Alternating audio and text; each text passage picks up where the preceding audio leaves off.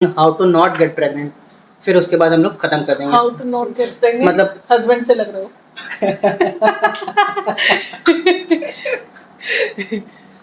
Okay ma'am, welcome to BBA business बातचीत with Anoop. तो हम सबसे पहला हमारा जो सवाल होगा वो होगा कि गायनोकोलॉजिस्ट होते कौन हैं। गायनिकोलॉजिस्ट जो कि फीमेल्स की प्रॉब्लम्स को ट्रीट करें, they are gynaecologist related to their menstrual problems, their vaginal problems, and their general well-being and their hormonal. Okay okay, तो आपके पास जो भी पेशेंट्स आते हैं अपनी कौन सी प्रॉब्लम्स को लेकर आते हैं? Most commonly, they come with vaginal problems like vaginal discharge and menstrual problems. Okay, and ma'am आप कुछ ऐड करना चाहोगे? किस तरह के पेशेंट्स आपके पास आते हैं अपनी प्रॉब्लम लेके? So many times they come with the dysmenorrhea also, and that is the most common thing they come. Okay okay, तो मैं ये जानना चाहता हूँ कि जैसे लोग इस तरह की प्रॉब्लम्स के लिए ना नॉर्मल डॉक्टर्स के पास जाते हैं, उनको ये नहीं पता होता कि हमें स्पेसिफिकली गायनोकोलॉजिस्ट के पास जाना चाहिए। तो इसके ऊपर आप लोग क्या कहना चाहोगे कि कोई अगर फीमेल है उसको ऐसी प्रॉब्लम्स होती हैं तो जो नॉर्मल डॉक्टर्स के पास चले जाते हैं तो उनको अवेयरनेस नहीं होती है, इसके ऊपर आप क्या कहना चाहोगे? ये सब कुछ एजुकेशन से रिलेटेड है जी। Most of the time they live in vicinity, जो जनरल प्रैक्टिशनर्स हैं they live in vicinity, they are easy to approach, they go to them. Okay, okay. And when they become aware that they should seek a gynecological opinion only, then they will go to the gynecologist. क्या जो normal MBBS लोग करके जो doctor बनते हैं, क्या वो लोग गायनोकोलॉजिकल प्रॉब्लम्स देख सकते हैं? हाँ, बिल्कुल देख सकते हैं. They have that much knowledge. Okay. But for special conditions, they should seek gynecological opinion always. Okay okay. तो मैम हमारे इंडिया में जैसे लोग बहुत जजमेंटल होते हैं, तो लेकिन फीमेल्स जो होती हैं ना वो अपनी प्रॉब्लम्स को किसी से शेयर नहीं कर पाती हैं। ज़्यादा से ज़्यादा वो अपने बहनें या फिर माँ के पास किसी भी प्रकार की कंसल्टेंसी के लिए उनके पास जाती हैं। तो ऐसी कौन सी मेंटल प्रिपरेशन है लड़कियों को करनी चाहिए गायनोकोलॉजिस्ट के पास जाने से पहले?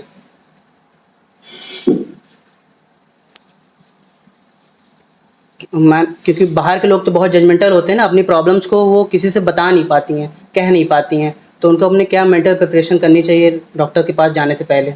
क्योंकि नॉर्मल प्रॉब्लम तो है नहीं कि मुझे फीवर हो गया है तो मैं वो आसानी से बता पाऊँ कि मैम मुझे इस तरह की प्रॉब्लम हो गई है, इंटीमेट प्रॉब्लम हो गई है, तो मैं कर पाऊँ।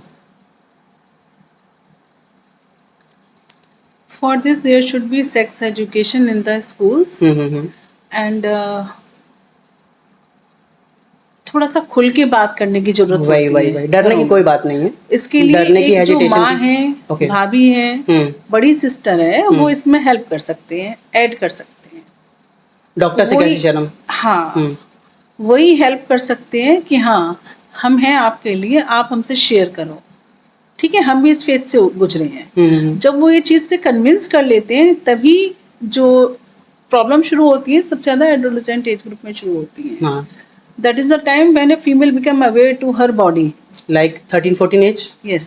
Okay. That is the age. 12, 13, 14 age. That is ये ऐसा टॉपिक ही ऐसा होता है ना कि हर कोई किसी से शेयर ही नहीं कर पाता। बहुत सारी लड़कियां तो अपनी मम्मी से भी शायद ऐसी शेयर नहीं कर पाती हैं कि मुझे एक्चुअली हो क्या रहा है उस एज में। तो ऐसे कोई डरने की बात नहीं है, हमें डॉक्टर के पास जाना चाहिए, अवेयरनेस हमें फैलानी चाहिए वीडियोस के थ्रू, है ना, अपनी बेटियों को ये बताना चाहिए कि ऐसी कोई बात नहीं है। अगर आपको प्रॉब्लम है तो आपको डॉक्टर से कंसल्ट करना चाहिए, क्योंकि वो छोटी सी प्रॉब्लम आगे चल के बड़ी हो जाएगी। डेफिनेटली। तो मैम गर्ल्स को स्पेसिफिकली गायनोकोलॉजिस्ट के पास जाके कौन से ऐसे सवाल पूछने चाहिए? क्या सिर्फ प्रॉब्लम होने पर ही आना चाहिए गायनोकोलॉजिस्ट के पास या फिर नॉर्मली कंसल्टेशन के लिए भी वो आ सकती हैं? एक general counselling at the adolescent age, ये होनी चाहिए। आजकल गवर्नमेंट भी इसके लिए बहुत अवेयर है, ठीक है, इसके लिए एडोलेसेंट क्लिनिक्स हैं, उर्सला अस्पताल है उसमें भी है। उसके अलावा जो हेल्थ एंड वेलनेस सेंटर्स बने हुए हैं वहाँ पर डॉक्टर्स हैं, MBBS डॉक्टर्स होते हैं, कुछ जगह DGO गायनिकोलॉजिस्ट डॉक्टर्स हैं, स्पेशलाइज्ड डॉक्टर्स हैं। तो 8th of the month every month, that is Kishori Diwas, तो उसमें थोड़ी सी प्रिवेसी भी देते हैं, और जो किशोरियां हैं, एडोलेसेंट लड़कियां हैं, ठीक है, और लड़के हैं, उनको हम लोग एजुकेशन देते हैं। ओके। तो कंसल्टेशन के वाइज क्या कोई क्वेश्चंस ऐसे हैं कि हमें वो शेयर करने चाहिए अपनी प्रॉब्लम, या फिर कोई क्वेश्चंस पर्टिकुलरली पूछना चाहिए डॉक्टर से? It is most of the time one way conversation. most of the time, in which a doctor make them aware of developing problems of the growing years. And when they become aware, then there is no problem. Okay, आप कितने सालों से इस profession में हैं? It has been more than 25 years. And ma'am you? मुझे 14 years. Okay, तो जब आपके पास कोई फीमेल आती है, कोई महिला आती है, तो मोस्ट ऑफ द कॉमन ऐसी कौन सी प्रॉब्लम आपके पास लेके आती हैं females? Dr. Jyoti. Okay. Most commonly vaginal discharge.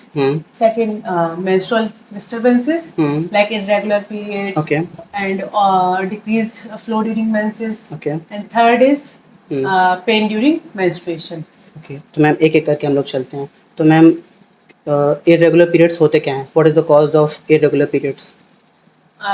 Most commonly they are because of hormonal disturbances. Okay. Like polycystic ovarian disease. Okay. Okay. And other hormonal disturbances like thyroid disturbances हो Okay. गए. And obesity is another problem. There is also menstrual disturbances because of hormonal imbalance. Okay. The basic problem for this is hormonal imbalance. Ma'am हर कोई बात करता है PCOS, PCOD, thyroid बहुत ही common हो गया है ये लड़कियों के अंदर. It's like a pandemic. आजकल जिसको सुनो तो उसको ये सारी प्रॉब्लम्स होती हैं. तो इसका रूट कॉज क्या है, मैं जानना चाहता हूँ. It is basically related to lifestyle, okay. developing lifestyle. Okay. Kids these days, they are very obese. हाँ. Sedentary lifestyle. There is no sport activity, no physical activity. माताएं अपने बेटियों से ये तो पूछती हैं पढ़ाई किया कि नहीं, लेकिन ये कभी नहीं पूछती आपने कोई खेल खेला या नहीं, कोई फिजिकल एक्टिविटी की या नहीं. ये बहुत ज़्यादा है. और आजकल बहुत अनुकूल हो गया है कि पैदल जाके स्कूल जाना या फिर पैदल किसी कोचिंग में चले जाना. आज ये कूल होता है कि कार से जाना या स्कूटी से जाना. तो फिजिकल एक्टिविटी तो बिल्कुल ज़ीरो है. क्या इसकी वजह से भी होता है? ये एक वजह है, लेकिन आजकल जो शिक्षा पद्धति है उसमें जो बच्चे हैं सुबह उठते ही उनकी दौड़ शुरू हो जाती है. स्कूल जाना, स्कूल से लौट के आना, फिर खाना खाना, देन उसके बाद कोचिंग का आना जाना और कोचिंग का टाइम. आजकल तो मल्टीपल कोचिंग का. They become very tired. Okay. There is lack of. फिर उसके अलावा ढेर सारे डिस्ट्रैक्शंस भी हैं. तो बच्चे मोस्ट ऑफ द टाइम और ये टीवी में और मोबाइल में बिजी रहते हैं. हाँ. हाँ. तो फिजिकल एक्टिविटी के लिए तो कहीं टाइम ही नहीं मिलता. ठीक है. अपनी हॉबीज के लिए भी टाइम नहीं मिलता है. तो इसमें थोड़ा सा समझने की जरूरत है कि इसको कैसे मैनिपुलेट किया जाए, कैसे इसको ऑर्डर में लाया जाए. उसमें माता पिता और बच्चों का आपसी इंटरेक्शन वो बहुत इम्पोर्टेंट. बट इससे तो यही है ना, हुआ है ना कि क्योंकि हमारी लाइफस्टाइल बिल्कुल चेंज हो गई है पहले के लिए. क्योंकि अभी मैंने रिसर्च किया तो मैंने देखा था कि आज की जनरेशन को ही ज़्यादा ये प्रॉब्लम्स हो रही हैं. थायराइड्स, PCOD एंड जो आपने कॉमन डिसीज़ बताई हैं. तो पहले के औरतों को तो ये होता नहीं था, अभी के यहाँ पे हो रहा है. क्योंकि अभी जैसे आपने बताया कि फिजिकल एक्टिविटी नहीं हो रही, यही एक कारण है कि और कोई भी कारण होते हैं? Food habits. Okay. Lifestyle change ना, food habits is also very important. आजकल बच्चे फास्ट फूड बहुत खाते हैं. बहुत खाते हैं. हेल्दी बैलेंस डाइट नहीं हो पाती. ये भी एक वजह है. उससे ओबेसिटी बढ़ती है. और फिजिकल एक्टिविटी नहीं होती है, ओबेसिटी बढ़ती है. फिर उसके बाद एंडोक्राइन चेंजेस होते हैं, हार्मोनल चेंजेस हैं. PCOS और PCOD कोई डिफरेंट चीज़ होती है? They are same. Okay, similar. कुछ ऐड ऑन करना चाहेंगे, क्या होता है ये? बेसिकली इसमें पीरियड्स डिले होके आते हैं. ठीक है. पेशेंट्स को पीरियड्स डिले होके आते हैं. पेन होता है पीरियड्स में. ठीक है. तो ओबेसिटी होती है. एक्ने भी मैंने सुना. एक्ने भी होता है. एक्ने होता है. कुछ पेशेंट्स को, कुछ बच्चियों को थोड़ा सा बियर्ड एक्सेसिव ग्रोथ होती है. हेयर्स की अनयूजुअल ग्रोथ होती है. सिर्फ फेशियल हेयर या फिर बॉडी हेयर भी? जो लाइन में एंड अदर प्लेसेस पे आल्सो, लाइक पैरों में, हाथों में, पेट पर, ब्रेस्ट पर, वहाँ पर भी थोड़ी एक्सेसिव ग्रोथ होती है हेयर्स की. ओके. क्या इसका कुछ प्रिवेंट किया जा सकता है PCOD अगर हो गई है? डेफिनेटली. कैसे? By reducing weight. Okay. Dietary changes, lifestyle changes.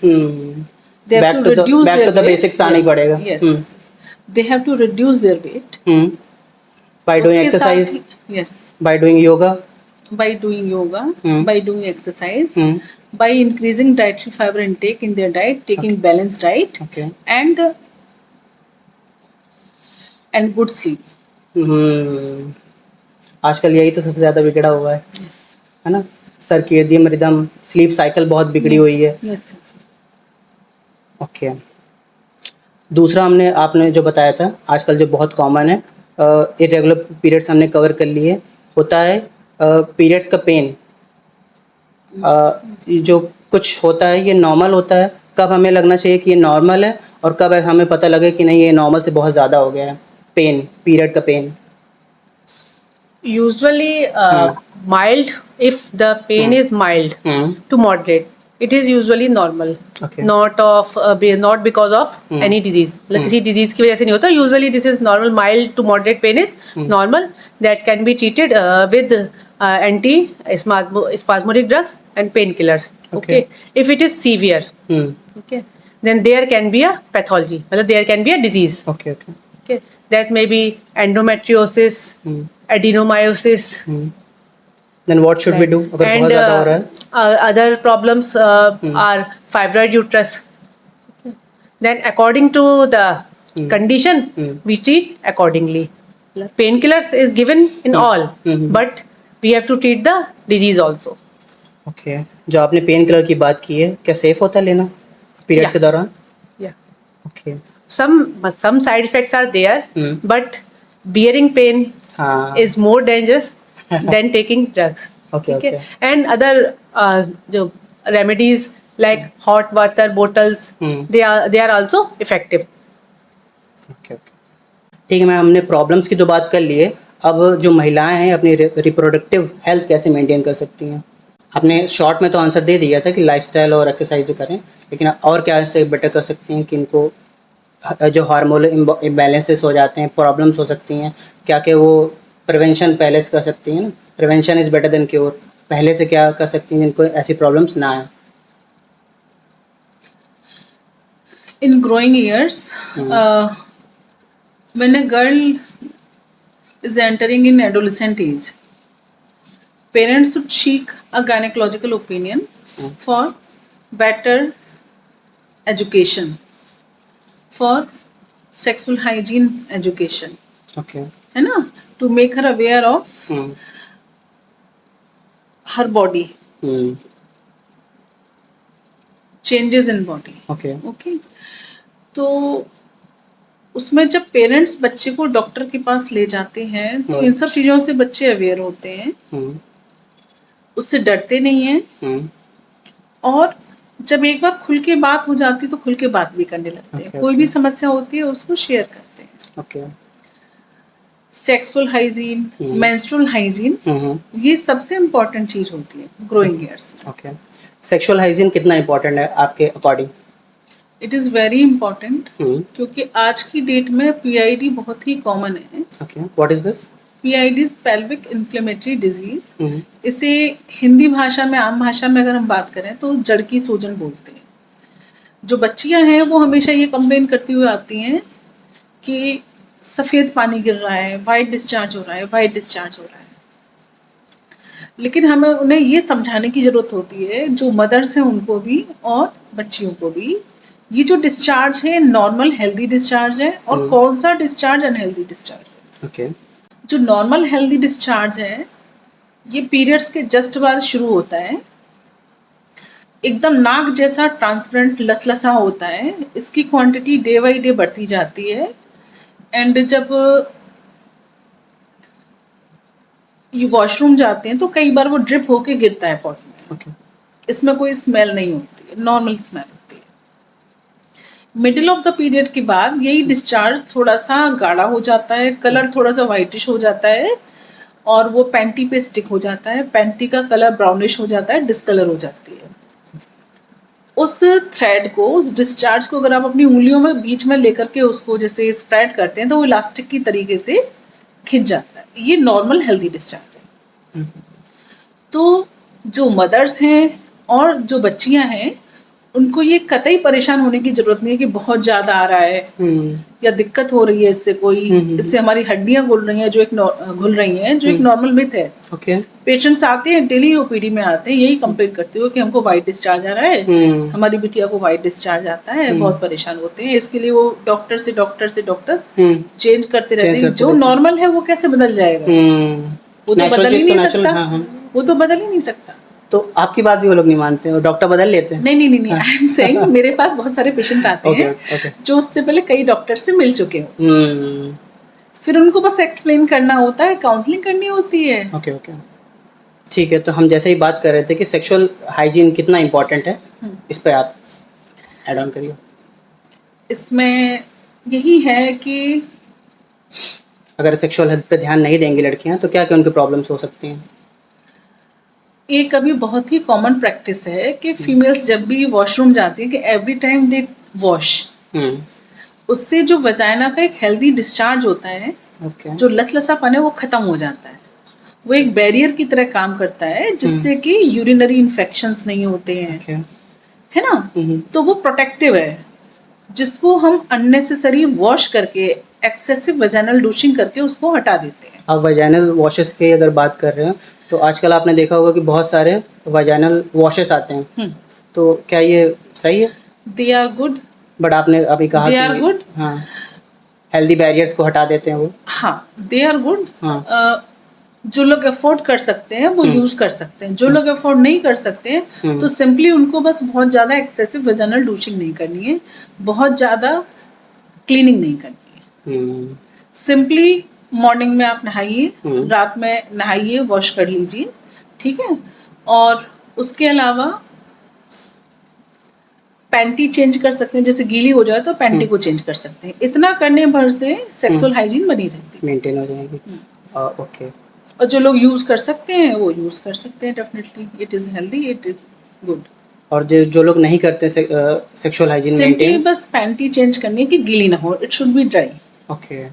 गीली पैंटी नहीं पहननी है। क्या क्या सीवियर चीज़ें हो सकती हैं अगर आपने सेक्सुअल हाइजीन मेंटेन नहीं की तो, आपके अकॉर्डिंग? यूरिनरी इन्फेक्शंस बहुत कॉमन होते हैं। एक कोई fungal infection? Yes, fungal infection common होता है, यूरिनरी इन्फेक्शंस कॉमन। बेसिकली जब मेंस्ट्रुअल साइकिल, जब मेंस्ट्रुएशन होता है, at that time there is pads होते हैं, sterile pads should be use for maintaining hygiene, and these should be change every 6 hourly, not more than 6 to 8 hourly, not more than that. That is also very important for maintaining sexual hygiene. Yeah. Doctor Anjali, अगर हमारे माता पिता को कोई family medical issue था तो क्या वो बच्चों के ट्रांसफ़र होता है? वो कुछ जेनेटिक डिसऑर्डर्स होते हैं जो पेरेंट्स को थे, स्पेशली मदर को, तो वो ट्रांसफ़र होते हैं डॉक्टर में। और कुछ चीज़ें होती हैं जैसे कि बॉडी हैबिटस है, वो कॉन्स्टिट्यूशनल होता है। अगर मदर थोड़ी सी प्लम्प है, थोड़ी सी हैवी सेट, तो बच्चियां भी कई बार हैवी सेट होती हैं, डॉटर हैवी सेट होती है, ठीक है। मेंसेस जब स्टार्ट उनके होते हैं वैसे उनके भी पीरियड्स की डेट होती है स्टार्ट होने की। मेनोपॉजल एज सेम होता है ना। कुछ इश्यूज उनसे रिलेटेड होते हैं। मैम, आप कुछ ऐड करना चाहोगे कि अगर हमारे, और इसके अलावा जो कार्सिनोमास होते हैं, कैंसर्स कॉमन कंडीशन में बोले, दे आर आल्सो इनहेरिटेड। मतलब मोर चांस, जैसे ओवेरियन कैंसर है, अगर फैमिली में है, मदर को था, तो देयर आर चांसेस कि डॉटर को भी हो सकता है। ये क्योरेबल होता है? क्योरेबल अब ट्रीटमेंट है, ओके, बट सर्वाइवल रेट जो होता है वो डिपेंड ऑन द किस स्टेज पे पेशेंट हमारे पास आया। अर्ली स्टेज में आया तो डेफिनेटली। क्या साइंस होंगे अगर हो गया हमें तो? अब अगर ओवेरियन कैंसर है तो definitely ovary will grow large, तो देयर मे बी लम्प, मतलब there may be mass in the abdomen, that may be depending on size, कितना बड़ा है, वो पैल्पेबल होगा। उसके अलावा एक जनरल प्रॉब्लम्स होती है, pain one is, second is gastric upset. आप ये क्वेश्चन पूछ सकते हैं कि कुछ कैंसर्स जो प्रिवेंटेबल हैं, क्या हम उनको अर्ली डिटेक्शन से लाइफ एक्सपेक्टेंसी बढ़ सकती है ना?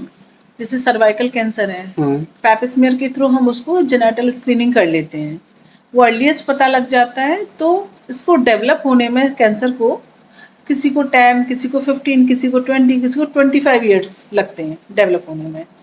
तो वो जो हमारा गेन है उससे हम एक लाइफ बचा सकते हैं। तो आपने आंसर दे दिया। तो पैपिस्मियर जो है ना, अक्सर हम पेशेंट्स को जैसे आती हैं पैपिस्मियर के लिए बोलते हैं, वो रेडी नहीं होते, उनको लगता है फालतू की जांच है, डॉक्टर फालतू बता रहा है, 1200-1500 रुपये ऐंठना चाहता है, लेकिन वो उनके लिए प्लस पॉइंट होता है। बहुत सारे पेशेंट है पैपिस्मियर किया है, आ गया, उसके बाद वो गायब हो जाते हैं। कहते हैं डॉक्टर के पास गए थे, एक फालतू की जांच बता दी, पैसे छीन लिए और कुछ रिपोर्ट में निकाल दिया, और उसके बाद और जांच करवाना चाहते हैं। Okay okay, they are not able to understand. Okay, तो मैम हम नेक्स्ट सेगमेंट में जाना चाहते हैं, why today getting pregnant is so hard, because ये तो नेचुरल चीज़ थी ना, अगर ये इतना ही हार्ड होता तो इंडिया इतना पॉपुलेटेड कैसे हो जाता? It is because with increasing education, especially of the females, जो एज ऑफ मैरिज है वो भी इंक्रीज हो रही है। किसी टाइम पर ये जो एज ऑफ मैरिज थी, इट वाज लाइक 18, 19, 20, 21, 22। आज वही एज ऑफ मैरिज जो एवरेज एज है वो 28, 30, 31 ये पहुंच गई है। तो आपके जो गोल्डन ईयर्स हैं, रिप्रोडक्टिव गोल्डन ईयर्स हैं, वो आपकी निकल गए। ओके। दूसरे जो भी वर्किंग वुमेन होती हैं, स्ट्रेस्ड आउट होती हैं, उनके पास फैमिली की भी जिम्मेदारी होती है, फिर बाहर जाके भी जिम्मेदारी है। बिल्कुल, डबल ड्यूटी निभा रही हैं अपनी। स्ट्रेस होता है, रिलैक्स नहीं कर पाते, टाइम नहीं मिल पाता, ये भी एक वजह है। और नंबर 1 वजह तो आपने पहले ही बता दी कि जो लाइफ स्टाइल चेंजेस, जिसमें एक नींद तो एक फैक्टर बता ही दिया कि नींद पूरी नहीं होती है, स्ट्रेस्ड आउट होते हैं, लेट आवर्स होते हैं सोने के, और लेट आवर्स होते हैं जगने के भी बहुत बार। ओके ओके, है ना? तो एक तो ये वजह हो गई। आपका सबसे पहला पॉइंट मुझे काफ़ी रिलायबल लगा कि सेक्सुअल एक्टिविटी तो स्टार्ट हो जाती है हमारे 20s में, लेकिन शादी कब हो रही है? 30s में। इस ये भी एक बहुत बड़ा फैक्टर है। विद इंक्रीजिंग एज फिकंडिटी बोलते हैं, जो रिप्रोडक्टिव पावर है वो कम होती जाती है। ओके मैम, मेल्स में एडवांटेज है, उनका उतना जल्दी नहीं होता? Female fix number of eggs produce करती हैं अपनी लाइफ में, fix number of eggs produce करती हैं, लेकिन वो ईयर्स भी सफिशिएंट होते हैं। लेकिन क्योंकि मैंने जैसे भी आपको बताया कि स्ट्रेस होता है, टाइम नहीं मिलता है, फिकंडिटी कम होती जाती है ना, लाइफ स्टाइल चेंजेस हो गए, तो ये सभी फैक्टर मिल करके रिस्पॉन्सिबल होते हैं कि इनफर्टिलिटी बढ़ती जा रही है। कि 50% मेल 50% फीमेल होते हैं। क्योंकि एक मिथ है ना, जब भी कोई कपल घुसता है ना, तो वो सोचता है जो औरत है ना यही जिम्मेदार है। है ना? तो उसके लिए तो मैम आप कुछ ऐड करना चाहोगे इसमें? कुछ केसेस में मेल्स भी रेस्पॉन्सिबल होते हैं इसके, because fertilization is of both part. तो 50% केसेस में males are responsible for infertility and 50% females are responsible. Okay, तो गोल्डन एज क्या होती है मैम प्रेगनेंसी के लिए? Golden age when they settle in their life, if they settle early in life, कोई biological fact भी तो होगा ना? 22 year, 23 year, okay, that is best age to get married. You have a good life ahead, like 35 year तक it is good life. Okay okay, You can complete your family. जैसे हम आज तो priority हो गई है कि हमें पहले करियर सेट करना होता है, लेकिन एक बायोलॉजिकल भी फैक्ट होते हैं ना कि इस उम्र तक हमें बेबीज कर लेना चाहिए। आप कुछ ऐड करना चाहोगे? आइडियली वही 35 ईयर्स तक। 35 तक। ओके, प्रॉब्लम्स आनी कब चालू होती हैं कि अब प्रेगनेंसी में दिक्कत हो रही है? When patient get around like 30 year of age, they cross this age, then people start coming कि प्रेगनेंसी नहीं हो रही है। ओके, तो कुछ कॉमन चीज़ें भी होती हैं ना कि अगर हम जैसे थायराइड है, क्या जब ये थायराइड किसी को होता है तो क्या प्रेगनेंसी इश्यूज होते हैं? डॉक्टर ज्योत्सना मैम होते हैं जैसे PCOS है, PCOD है, ये सारी प्रॉब्लम्स अगर आपको चल रही हैं तो क्या इसमें प्रेग्नेंट कोई हो सकता है? चांसेस हैं कि हो सकते हैं, बट देयर इनफर्टिलिटी के चांसेस ज़्यादा हैं, Okay. बेबी कंसीविंग में प्रॉब्लम्स के चांसेस ज़्यादा है उसमें। तो क्या करना चाहिए हमें? Because they both conditions are associated with hormonal disturbances. तो हार्मोनल डिस्टर्बेंसेस होंगे तो मेंस्ट्रुअल साइकिल डिस्टर्ब हो जाएगी। अगर मेंस्ट्रुअल साइकिल डिस्टर्ब्ड है तो डेफिनेटली ओव्यूलेशन, जो अंडा बन रहा है, वो डिस्टर्ब हो जाएगा। अगर फर्टिलाइज बेबी कंसीव करने के लिए हमको क्या चाहिए? एग चाहिए। एग अगर नहीं बन रहा तो डेफिनेटली प्रॉब्लम होगी। अब पीसीओडी को ही अगर हम कंसीडर करें तो पीसीओडी में जो मोस्टली साइकिल्स होती है वो एनेबुलेट होती है, मीन्स उसमें एग नहीं बन रहा है। ओके। तो बहुत सारे फैक्टर्स होते हैं यहाँ पे, यहाँ मैं देखना, जैसे मुझे पता चल रहा है कि आपने बहुत बताया कि मैन के अंदर भी कोई प्रॉब्लम्स हो सकती हैं। हमारे यहाँ अगर ऑलरेडी कोई चीज़ है हमें, जैसे पीसीओडी अगर है हमें, तो ये भी सारे कंडीशंस हो सकते हैं जिसकी वजह से प्रेगनेंसी नहीं हो रही है। तो उस समय पे हमें डॉक्टर के पास जाके अपने आप को दिखाना चाहिए। या कोई टेस्ट होते हैं जैसे आप लोग करते हो, पर्टिकुलर कोई टेस्ट होते हैं जिससे?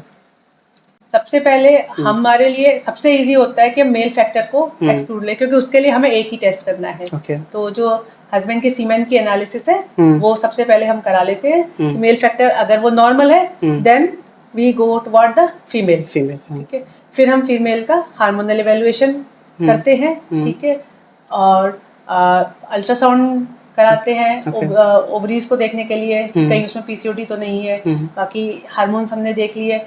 अब अगर इनमें से कुछ भी प्रॉब्लम हमें मिलेगी तो अकॉर्डिंगली हम उसको ट्रीट कर सकते हैं। अगर कुछ केसेस में अनएक्सप्लेन्ड होती है जहाँ हमको कुछ नहीं मिला बट इनफर्टिलिटी है, पीसीओडी के लिए जो हम एडवाइस देंगे, अगर डिपेंडिंग ऑन कंडीशन है तो उसको ट्रीट करने के लिए हमें उसको लाइफस्टाइल, डाइटरी मॉडिफिकेशन, ये सब चाहिए। ठीक है, उसके अलावा अगर थायराइड है तो अकॉर्डिंगली थायराइड की मेडिसिन हमको देनी है। And third thing we have to see कुछ इन्फेक्शंस, क्योंकि कुछ इन्फेक्शंस भी कॉज होते हैं जो कि ट्यूबल ब्लॉकेज करते हैं, जैसे कि ट्यूबरक्लोसिस हो गया। तो हमें उसकी भी हिस्ट्री, टीबी की भी हिस्ट्री हमको लेनी है पेशेंट से। फैमिली में हो या हो, क्योंकि that can be a cause also. जब भी इनफर्टिलिटी के वर्कअप के लिए कोई कपल आता है तो सबसे पहले हम मेल पार्ट को एक्सक्लूड करते हैं, क्योंकि 50% केसेस में मेल रिस्पॉन्सिबल होता है, 50% केसेस में फीमेल रिस्पॉन्सिबल होती है। मेल्स की सिर्फ एक ही जांच होती है, सीमेन एनालिसिस। इसमें कोई पेन नहीं होता, कोई इन्वेजन नहीं है ना, नॉन इन्वेजिव टेस्ट है, चीप सा टेस्ट है, कुछ नहीं करना है। ठीक है, बहुत इजी है। ना फीमेल पे आते हो, उसमें एक मेल फैक्टर एक्सक्लूड हो जाता है, उसके बाद हम वर्कअप फिर फीमेल की ओर शिफ्ट करते हैं। And it always starts with periods के सेकेंड डे हम लोग हार्मोनल प्रोफाइल भेजते हैं ये देखने के लिए कि ओवरी का फंक्शन ठीक है कि नहीं है, LH है, FSH है ना, थायराइड की जांच कराते हैं, प्रोलैक्टिन की जांच कराते हैं। ठीक है, एग्जामिनेशन के बाद ही ये सब चीज़ें आती हैं, एग्जामिनेशन पार्ट के बाद ये सब चीज़ें आती हैं, तो ये टेस्ट कराते हैं। ठीक, उसके बाद एक अल्ट्रासाउंड हो गया। अल्ट्रासाउंड में कई सारे फैक्टर पता लग जाते हैं कि यूट्रस की लाइनिंग कैसी है, कोई फाइब्रॉइड तो नहीं है, कैविटी ठीक है, कोई इन्फेक्शन वगैरह तो नहीं है। ठीक है, ओवरी का स्टेटस भी उसमें दिख जाता है कि कहीं पीसीओडी पैटर्न तो नहीं है। हिस्ट्री से भी पता लग जाता है हालांकि पीसीओडी का पैटर्न है कि नहीं है, लेकिन अल्ट्रासाउंड उसको फिर कंप्रहेंड कर देता है। ठीक है, और फिर डे 8 to 10 पर हम लोग पेशेंट्स की अमूमन एक जांच कराते हैं, उसको बोलते हैं रंगीन एक्सरे। नीचे से रंगीन एक्सरे निकाल के देखते हैं कि जो ट्यूब्स हैं वो ब्लॉक तो नहीं है कहीं, क्योंकि इंडिया में ट्यूबरक्लोसिस बहुत ही कॉमन है, जेनेटल ट्यूबरक्लोसिस बहुत कॉमन है। अच्छा, तो बहुत पूछने पर पता लगता है कि बचपन में कभी टीबी हुई थी। अच्छा, हाँ, बचपन में टीबी का इलाज चला था और अभी इनफर्टिलिटी है, वो हिस्ट्री लेने पर पता लगता है। तो जब हम HSG का टेस्ट कराते हैं तो उसमें पता लग जाता है कि ट्यूब्स ब्लॉक तो नहीं है। ट्यूब ब्लॉक है तो किसी स्टेज पर ब्लॉक है। ठीक है, ये तो रेयरली होता होगा।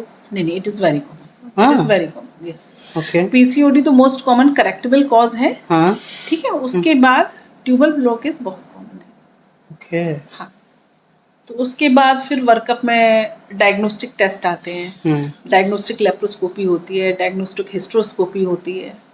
ठीक है, तो उसमें काफ़ी कुछ एड ऑन हो जाता है। मैम, इंडिया में for most of the people उनका जो सोर्स ऑफ इन्फॉर्मेशन होता है टीवी होता है, जहाँ पे वो IVF और सरोगेसी के बारे में जानते हैं। तो मैम थोड़ा सा एक्सप्लेन करिए क्या होता है IVF।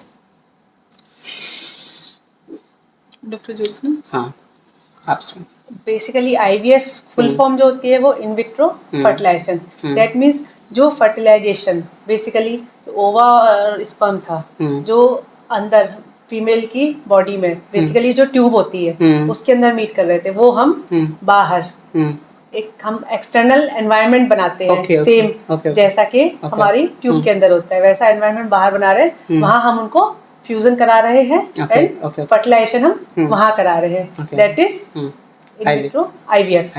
ओके देन सरोगेसी क्या होता है? सरोगेसी इज कि हम बेसिकली इसको जो हिंदी में बोलते हैं, अगर हम बोले किराए की कोख, बेसिकली हम किसी फीमेल का यूट्रस यूज कर रहे हैं उसके हस्बैंड के बेबी को इम्प्लांट करने के लिए। तो इलीगल है थी? अब previously it was legal but now days it has legal, क्योंकि पैसे देकर अब किसी के है ना। It is not illegal. Nowadays also. It is not illegal. but it has many problems. Aamir Khan का भी तो वही है।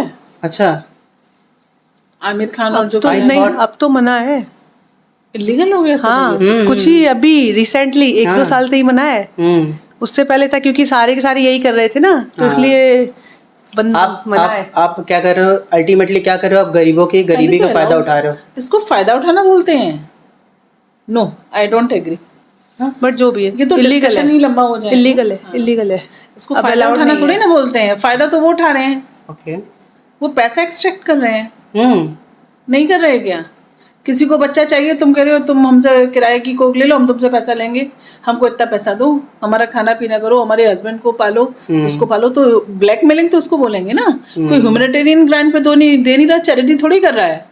दे आर टेकिंग, एक्सटॉर्टिंग बोलते हैं इसको, अ लॉट ऑफ अमाउंट जो वो जिंदगी में नहीं कमा सकते है। उसमें ना शायद रिलेटिव्स में ही कर सकते, मतलब उन्होंने बहुत वो रिलेटिव में नहीं अलाउड है, रिलेटिव्स में अलाउड नहीं है, मतलब किया है। अब एग्जैक्टली मुझे भी नहीं ध्यान है, बट आई थॉट, मैं भी कंफर्म नहीं हूँ, बट आई थॉट आल्सो कि surrogacy actually we are not dealing with, that's why we are not very much aware about the rules. Okay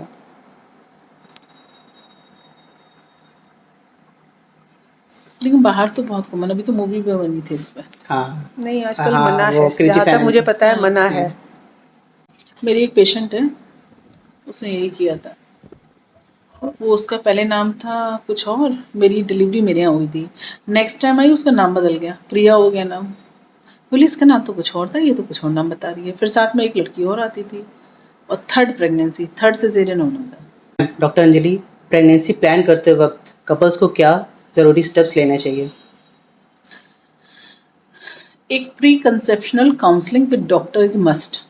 yes, everyone should seek pre conceptional counselling. उसमें doctor से जानकारी मिल जाती है, जैसा कि आज की सिनेरियो में मदर की एज बढ़ रही है, फादर की एज बढ़ रही है at the time of conception, तो ये मैंडेटरी ही है एक तरीके से। कुछ बर्थ डिफेक्ट्स होते हैं जो मैटरनल इंक्रीज एज के साथ होती है, राइट? तो जब हम डॉक्टर से मिलते हैं तो वे कुछ प्रिकॉशन बता देते हैं, जैसे कि टैबलेट फॉलिक एसिड आती है, उसको जब भी हम कंसेप्शन प्लान कर रहे होते हैं उससे 3 मंथ प्रायर उसको स्टार्ट करवा देते हैं। वो कुछ कॉन्जेनाइटल बर्थ डिफेक्ट्स को रोक देती है। न्यूरल ट्यूब डिफेक्ट्स हैं, डाउन सिंड्रोम है ना, तो उन सब की रोकथाम इससे की जा सकती है। प्रेगनेंसी के दौरान डॉक्टर अंजलि, प्रीनेटल केयर कितना इम्पोर्टेंट होता है?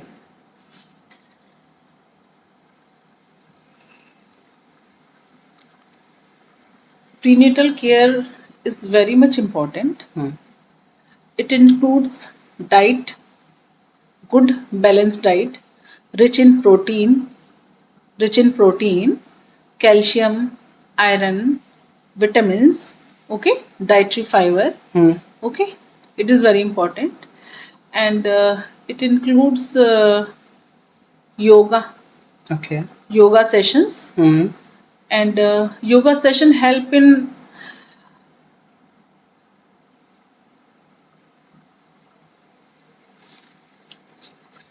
as a doctor, yoga session help in carrying their body shape, body weight properly. Okay, as a doctor आपको क्या लगता है कि during pregnancy exercise and yoga कितना इम्पोर्टेंट है? It is very much important. In pregnancy, there are changes in spine. तो body उस जो बेबी है उसके वेट को एकोमोडेट करती है, उसको ट्रांसमिट करती है पेल्विस में, उसी हिसाब से जो फैट है उस हिस्से में बढ़ जाता है, थाइज हैवी हो जाती हैं, बैक में फैट बढ़ता है, ठीक है। ये फिजिक्स के रूल के हिसाब से भी है, ओके ओके ओके, ताकि सेंटर ऑफ ग्रेविटी मेंटेन रहे, स्पाइन में चेंजेस होते हैं उस वेट को जो बॉडी से थोड़ा अलग प्रोट्रूड कर रहा है उसको ट्रांसमिट करने के लिए। तो yoga is very important in that, ठीक है। जो भी पेन्स होते हैं उनके पैलिएशन में हेल्प करता है।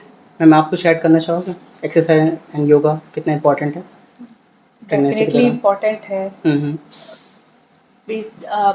प्रेगनेंसी में वेट इंक्रीज करता है, Okay, okay. ठीक है, but it should be to a limit, Okay, ठीक है। जस्ट आप यू कांट डू ना, you just eat and rest, हाँ it will the weight will increase. Ma'am इसमें दो तरीके के लोग होते हैं। एक होते हैं कि नहीं नहीं तुमको कुछ नहीं करना है, तुम प्रेग्नेंट हो, ना तुमको झुकना है ना तुमको कुछ काम करना है, just stay in the bed, है ना। एक ऐसे लोग होते हैं। और दूसरे क्या होते हैं, थोड़ा सा कहते रहते हैं नहीं बेटा तुमको ये करना है ये करना है, और कुछ एक्सट्रीम में ज़्यादा एक्सरसाइजेस करने लगते हैं। तो इस पर आप क्या कहना चाहोगे? एक्सट्रीम भी नहीं होनी चाहिए और बिल्कुल सेडेंटरी भी नहीं होना चाहिए। Okay, balanced, light yoga, light walk, that is sufficient. Okay okay. और मैम एक चीज़ और मैं पूछना चाहूँगा कि बहुत सारी लेडीज़ हैं, फीमेल्स हैं, जिनकी ख्वाहिश होती है कि मैं प्रेग्नेंट तो हो जाऊँ बट मुझे फिगर शिल्पा शेट्टी जैसा चाहिए। मुझे प्रेगनेंसी के जो साइड इफ़ेक्ट होते हैं ना, कि उसके बाद लोगों को यहाँ पे स्कार्स आ जाते हैं, उससे कैसे बच सकते हैं? या फिर कुछ लोगों के मन में, बहुत लड़कियों के मन में ये बहुत ज़्यादा डाउट होता है कि मैं प्रेग्नेंट हो जाऊँगा तो मेरा फिगर ख़राब हो जाएगा। इस पर आप क्या कहना चाहोगे?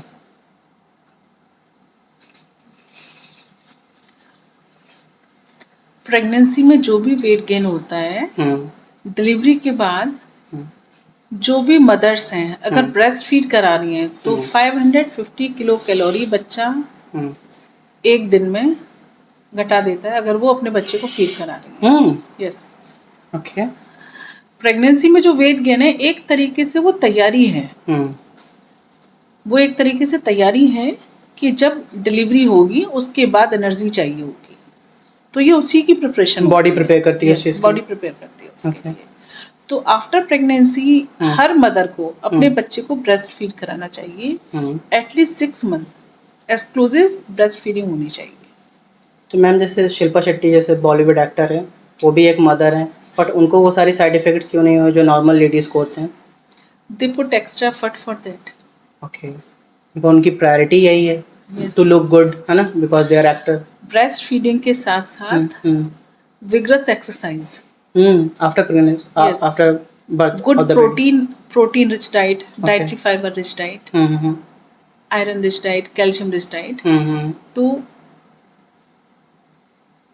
Gate good shape, body stores को प्रिजर्व करने के लिए। और बाकी एक्सरसाइज पार्ट है जो विग्रस एक्सरसाइज है, उसी से वेट रिड्यूस हो सकता है, और कोई तरीका नहीं, और कोई शॉर्टकट नहीं। आप क्या कहना चाहोगे मैम कि किसी को शिल्पा शेट्टी लाइक बॉडी चाहिए आफ्टर गेटिंग प्रेग्नेंट? तो डेफिनेटली एक्स्ट्रा एफर्ट डालने पड़ेंगे। हाँ मैम, जो स्कार्स बन जाते हैं बहुत ख़राब लगते हैं, उससे क्या लेडीज़ कैसे अपने आप को बचा सकती हैं खुद को? For that there are some medications, natural coconut oil, it is very good. उसके अलावा और भी कई सारी फार्माकोलॉजिकल प्रिपरेशंस आती हैं, वो यूज़ की जा सकती हैं।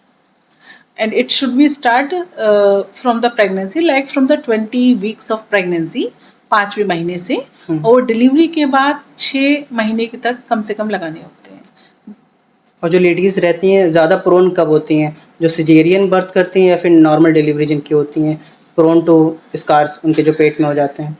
स्कार्स का डिलीवरी सिजेरियन से कोई रिलेशन नहीं है, ये बॉडी का अपना रिस्पॉन्स है टू द ग्रोइंग साइज। एकदम से स्किन बड़ी हुई फिर वो कम हो गई है। इसको स्कार्स कहते हैं कि क्या कहते थे इसको? हाँ, स्कार बोलते हैं इसको। बॉडी स्ट्रेच मार्क्स के खुद को इस तरह बचाया जा सकता है। अगर हो जाता तो मैम ये दोबारा हमें लगता है नहीं जाता। एक बार जो स्ट्रेच मार्क्स आ जाते हैं नहीं जाते, they don't go, fed up हो जाएंगे, थोड़ा सा कुछ लाइट हो जाएंगे, लेकिन कंप्लीटली खत्म नहीं होंगे, बहुत हल्का सा ही चेंज आता है। तो जब प्रेगनेंसी में जब साइज बढ़ना शुरू होता है, पेट का साइज जब बढ़ना शुरू होता है उसी वक्त से, उसी समय से कुछ क्रीम्स आती हैं वो लगानी होती है, कोकोनट ऑयल लगाना। बॉडी रिएक्ट करती है, ज़रूरी नहीं कि आप प्रेग्नेंट ही हो। बहुत लोगों के, तो मर्दों के अंदर भी यही होता है, बहुत ज़्यादा अगर आपका वेट गेन हो गया और फिर आप पतले हो गए हो, उसकी वजह से भी मर्दों के भी हो जाता है स्ट्रेचिंग, हाँ, and then losing weight. Stretch marks यहाँ पे चेस्ट में हो जाता है, बहुत लोगों को थाइज में हो जाते हैं, अलग अलग शोल्डर पे है, थाइज में है, बैक में है, लोअर एब्डोमेन में है, जहाँ जहाँ फैट होगी और रिड्यूस होगी तो वहाँ पे स्ट्रेच मार्क्स डेफिनेटली है। इसका सिर्फ एक ही सॉल्यूशन है, कॉन्फिडेंट रहे अपने बॉडी को लेकर। इतना इनसिक्योर हो गए छोटी छोटी चीज़ों को लेके तो आप ज़िंदगी नहीं जी पाओगे। महिलाओं को प्रेगनेंसी के दौरान क्या क्या नॉर्मल परेशानियां आती हैं? सबसे पहले तो जब प्रेगनेंसी का शुरुआत होती है, स्टार्टिंग होती है, तो सबसे ज़्यादा प्रॉब्लम होती है नॉजिया और वोमिटिंग, ठीक है, उल्टी आना और जी मिचलाना, वो मोस्ट कॉमन है। मतलब मोस्ट कॉमन सिम्टम ही वही है। 50% में आपको ये यू विल गेट दिस, ठीक है। उसके अलावा डेफिनेट जैसे जैसे प्रेगनेंसी इंक्रीज करती जाती है तो एब्डोमन, यूट्रस, जो हमारा यूट्रस है वो साइज इंक्रीज करता जाता है, तो वो थोड़ा और ऑर्गन्स को ऊपर अफेक्ट करता है डेफिनेटली, ठीक है। तो this will cause gastric upset, basically gastritis बहुत ज़्यादा होती है, ठीक है। नॉजिया हो गया, सेकंड होगी वोमिटिंग हो गई, फिर गैस्ट्राइटिस होती है, फिर आप थर्ड ट्राइमेस्टर लास्ट प्रेगनेंसी में चले जाओ, ठीक है। In that case because uterus आपका ऑलमोस्ट पूरे एब्डोमेन में कवर कर लेता है, ठीक है। तो बिल्कुल उस टाइम जब आप basically after taking food you will like कि आपको बिल्कुल ब्रेथलेसनेस हो रही है, ठीक है। It is feeling just like that, ठीक है। And another problem is with sleep problems pregnancy में ना। इट इज़ वेरी कॉमन कि रात में आपको 2 और 3 बजे नाइट में आपकी स्लीप डिस्टर्ब हुई and then you will not be able to sleep. This is very common. इन परेशानियों को कैसे मैनेज करें ड्यूरिंग प्रेगनेंसी? वही थोड़ा एक्सरसाइज, रेगुलर वॉक, ठीक है, एंड गैस्ट्रिक प्रॉब्लम वहीं सॉल्व हो जाएगी। हाँ, डाइटरी प्रॉब्लम, डाइटरी थिंग्स, ठीक है। आपको डाइट में आपको थोड़ा सा फूड जो है आपका that should not be very spicy, ठीक है। Light food, fruits intake and short meals कम खाएं, ठीक है। एंड इंटरवल छोटे छोटे इंटरवल्स पे, ठीक है, लॉन्ग इंटरवल ना हो खाने के बीच में बहुत। Doctor Anjali, during pregnancy ultrasounds का क्या इम्पोर्टेंस होता है?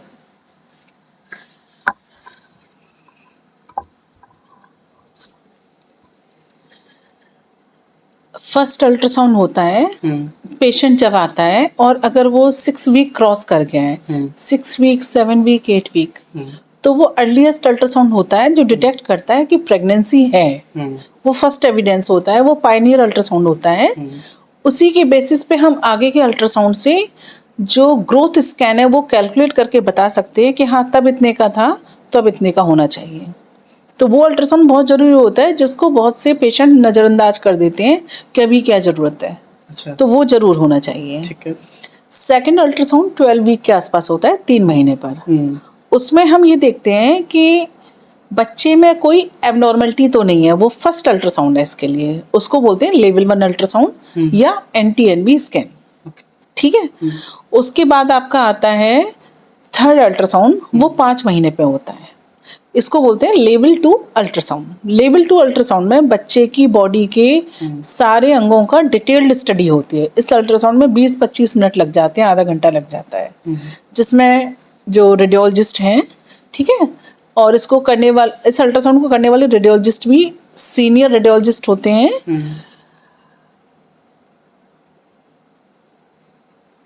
Take your time. क्या कुछ आप ऐड ऑन करना चाहोगे? एक्सपीरियंस्ड रेडियोलॉजिस्ट होते हैं, ठीक है, क्वालिफाइड रेडियोलॉजिस्ट होते हैं। इस अल्ट्रासाउंड को सारे रेडियोलॉजिस्ट नहीं करते हैं, लेवल 2 अल्ट्रासाउंड। अच्छा। यस, बच्चे के सारे अंगों की डिटेल्ड स्टडीज में होती है। बहुत एक्सपीरियंस जो रेडियोलॉजिस्ट हैं वही इस अल्ट्रासाउंड को अच्छे से कर पाते हैं, स्टडी करके बता पाते हैं हाँ लेवल 2 स्कैन नेगेटिव है। लेकिन ये स्कैन भी 80% तक ही बता पाता है कि एबनॉर्मलिटी नहीं है। 20% केसेस में ये भी डिटेक्ट नहीं कर पाता है। उसके लिए फिर कुछ ब्लड टेस्ट होते हैं, ठीक है।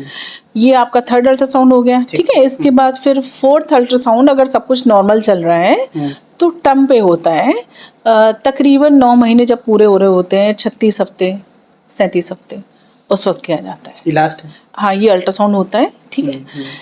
ये ग्रोथ स्कैन होता है जो ग्रोथ बताता है कि कितना बच्चे का टाइम हो गया है, कितने महीने का बच्चा हो गया है, कितने वीक्स का हो गया है, उसका वेट कितना है, पानी अंदर ठीक है, कोई बच्चे के गले के चारों ओर कोई नाड़ू तो नहीं है, और क्या उसकी नॉर्मल डिलीवरी हो सकती है नहीं हो सकती है, कुछ हद तक ये बता देता है। अगर बच्चे का सर नीचे है तो नॉर्मल होगी, अगर बच्चा उल्टा है, उल्टा मतलब सर ऊपर और हिप्स नीचे, उसे ब्रीच बोलते हैं, ठीक है। उस कंडीशन में नॉर्मल डिलीवरी के लिए नहीं ट्राई करना है। तो ये मोड ऑफ डिलीवरी में भी हेल्प करता है, ऐड करता है। और बच्चे को ब्लड सर्कुलेशन पूरा जा रहा है कि नहीं जा रहा है, ठीक है, डॉपलर स्टडीज़ में पता लगता है। बहुत सी तो महिलाएं उससे हमें ये ऐड मिल जाता है कि हमें डिलीवरी के लिए नॉर्मल वेजाइनल डिलीवरी के लिए ट्राई करना है या स्ट्रेट कट सिजेरियन होना है। मतलब ट्रायल ऑफ लेबर दे करके देना है ना। फिर ऑब्स्टेट्रिकल इंडिकेशन के लिए सिजेरियन होगा या नॉर्मल डिलीवरी होगी, ठीक है, या स्ट्रेट कट सिजेरियन होना है। इससे ये हेल्प मिल जाती है। With due respect to all the doctors, ये बहुत ज़्यादा लोगों में रहता है कि डॉक्टर्स जानबूझ के सिजेरियन पे जाते हैं। नॉर्मल अगर हो भी सकता है, लेकिन फिर भी सिर्फ पैसे कमाने के लिए सिजेरियन डॉक्टर्स कर देते हैं। ये क्वेश्चन बहुत ही ट्रिकी है, इसका आंसर कोई भी नहीं देना चाहेगा, मैं भी नहीं दूंगी। उसकी वजह ये है कि नॉर्मल डिलीवरी का आदमी पैसा ही नहीं देता, और नॉर्मल डिलीवरी में आपका एक रात जाती है, आपका बहुत ज़्यादा एफर्ट जाता है। नॉर्मल डिलीवरी सिजेरियन से ज़्यादा महंगी होनी चाहिए। यस, बार बार आप पेशेंट के सर पे खड़े हो, उसके पेट पे हाथ रखे हो। एक पेशेंट को देखने में एक बार में 15 से 20 मिनट लगते हैं। मैम, आप कुछ ऐड ऑन करना चाहोगे इसमें? इसका आंसर तो देना ही नहीं है कुछ भी। ये बहुत ट्रिकी क्वेश्चन है। वेजाइनल डिलीवरी सिजेरियन से ज़्यादा महंगी होनी चाहिए। उसमें आपका टाइम लगता है, आपका रात लगता है, आपका पेशेंस लगता है, टू मच एफर्ट लगता है। और पेशेंट ने तो कभी कुछ किया ही नहीं, वो तो कुर्सी पे बैठी होती है। कभी पैर भी नहीं खोले होंगे, कभी बैठ के ना पोंछा लगाए ना कुछ लगाए, एकदम से कहाँ से दर्द सहलेगी। हाँ बिल्कुल बिल्कुल, नाजुक तरीके से उनको रखा जाता है। नॉर्मल डिलीवरी चाहिए होती है, उंगली डालते ही चिल्लाने लगती हैं सब। जैसे आपने बताया कि उनको इतना ज़्यादा दर्द होता है, तो महिलाएं अपने आप को क्या किसी तरीके से प्रिपेयर कर सकती हैं इतना दर्द जो सहने वाली है वो लेबर पेन सहने के लिए? बॉडी खुद को लेबर पेन्स के लिए प्रिपेयर करती है।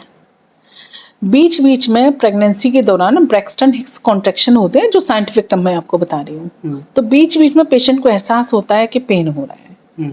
तो ये शुरुआत होती है, उसको समझ में आने लगता है।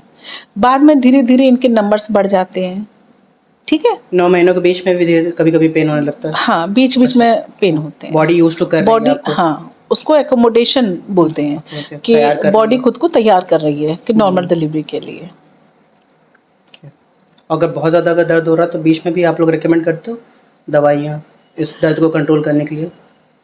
डेफिनेटली प्रेगनेंसी के दौरान अगर समय से पहले पेन हो रहा है और एक्चुअल में अगर यूट्रस में कॉन्ट्रैक्शन आ रहा है, पेन आ रहा है और डॉक्टर फील कर पा रहा है, तो वो दर्द रोकने के लिए दवाइयाँ देते हैं। प्रेगनेंसी हम सेफ तरीके से 36 से 37 वीक, प्रेफरेबली 37 वीक जब कंप्लीट हो जाते हैं तभी हम अलाउ करते हैं, क्योंकि तब तक बच्चे के सारे अंग पूर्ण रूप से बन चुके होते हैं। बच्चा जन्म लेने के बाद अच्छे से सांस ले पाता है, फेफड़े फूल पाते हैं और ठीक से डिलीवरी हो पाती है, दिक्कत नहीं होती है। बाय अल्ट्रासाउंड कि बच्चा पूरी तरीके से रेडी हो गया है। हाँ, पेशेंट जो पीरियड की सही डेट बताता है, जिनके पीरियड्स रेगुलर आ रहे थे, कोई प्रॉब्लम नहीं थी, उसमें डेट से हेल्प मिल जाती है, फर्स्ट अल्ट्रासाउंड से हेल्प मिल जाती है। कैलकुलेट करना इजी हो जाता है कि पेशेंट के 37 वीक्स कंप्लीट हो गए हैं, ये हिस्ट्री से पता लगा। उसके बाद हम लोग एग्जामिनेशन करके देखते हैं, जब एब्डोमेन पे हाथ रखते हैं तो फंडल हाइट से हमें आइडिया लग जाता है कि बच्चे की जो ग्रोथ है वो टाइम जितना बता रही है उससे करस्पॉन्ड कर रही है, ठीक है, उससे टैली कर रही है। थर्डली फिर हम अल्ट्रासाउंड करा लेते हैं, अल्ट्रासाउंड भी इस चीज़ को टैली करता है। तो देयर आर 3 मेथड्स, हिस्ट्री से, डेट से पता लगा, फिर पेट पर हाथ रख के देखा कि उतना आ रहा है कि नहीं आ रहा है, तीसरा अल्ट्रासाउंड किया। तो उन तीनों चीज़ों से करेक्ट पता लग जाता है कि हाँ अब बच्चा रेडी है, डिलीवरी हो सकती है या नहीं हो सकती है, होनी चाहिए नहीं होनी चाहिए। इससे तो आपको डेटा मिल गया, लेकिन कभी कभी तो ऐसा होता होगा ना कि फर्स्ट टाइम ही पेशेंट आ रहा है और सिर्फ डिलीवरी के लिए ही आ रहा है, ऐसा होता है? ऐसा कई बार होता है कि कुछ पेशेंट डायरेक्टली आ जाते हैं, लेकिन आज की डेट में पेशेंट इतने एजुकेटेड होते हैं, वो भले ही चाहे सरकार हॉस्पिटल में दिखाएं, कहीं भी दिखाएं, उनके पास अल्ट्रासाउंड मिल जाता है, तो उस अल्ट्रासाउंड से हेल्प मिल जाती है। और कुछ जांचें आजकल होती हैं, गवर्नमेंट ने भी कितने भी प्राइमरी सेटअप्स क्यों ना हो, जो हेल्थ सेंटर है सब जगह जांचें होती हैं। इससे आपको पता चल जी, जाता है, उससे बहुत हेल्प मिल जाती है। वही कि महिलाओं को डिलीवरी के बाद क्या अपने केयर के लिए क्या ध्यान देना चाहिए? बेसिकली डिलीवरी के बाद आपको अपना ध्यान रखना है और बच्चे का भी। ओके।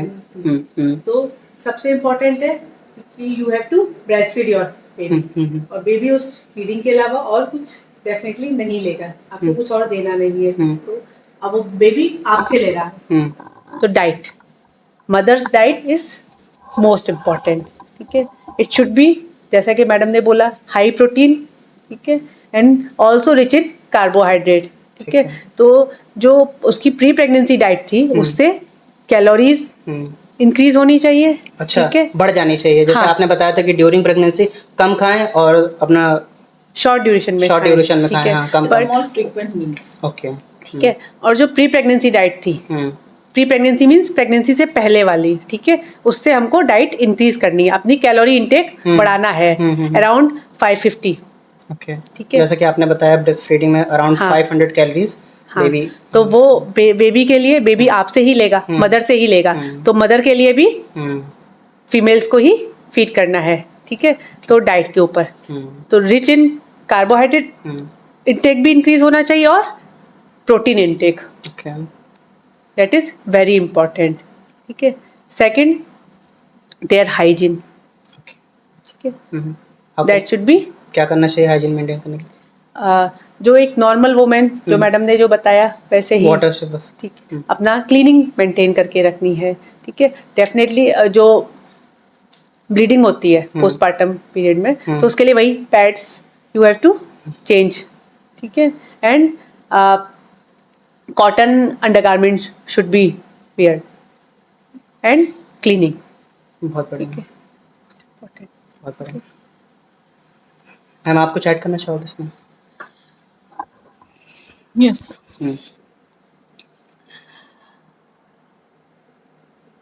हमारे भारतीय खाने में ही बहुत सारी चीज़ें हैं जिनको हम लोग ले सकते हैं। ज़रूरी नहीं है कि बहुत फैंसी चीज़ें यूज़ करें। जैसे कि नॉर्मल चना हर घर में होता है, काला चना है, वो रिच सोर्स है प्रोटीन का, डाइटरी फाइबर का, ठीक है। तो उसको हम कई तरीके से यूज़ कर सकते हैं, हर घर में यूज़ होता है, सब लोग जानते हैं, वो बस बताने की ज़रूरत है हमको, ठीक है। उसके अलावा भुना हुआ चना है, वो ले सकते हैं, स्प्राउट्स हैं, ठीक है, उसको ले सकते हैं। सत्तू है, बहुत ही रिच सोर्स है। नींबू का अच्छा यूज़ करना चाहिए प्रेगनेंसी में, वो आयरन को एब्जॉर्ब होने में हेल्प करता है, और साथ में कैल्शियम है, उसको भी स्टेबलाइज कर देता है, ठीक है, पथरी वगैरह नहीं बनती है उससे, तो वो भी अच्छे से यूज़ करना चाहिए। मैम, बेबी के बर्थ के बाद क्या महिलाएं डिप्रेशन के थ्रू जाती हैं? उनको होता है? यस, क्यों? मोस्ट ऑफ द टाइम ऐसा होता है।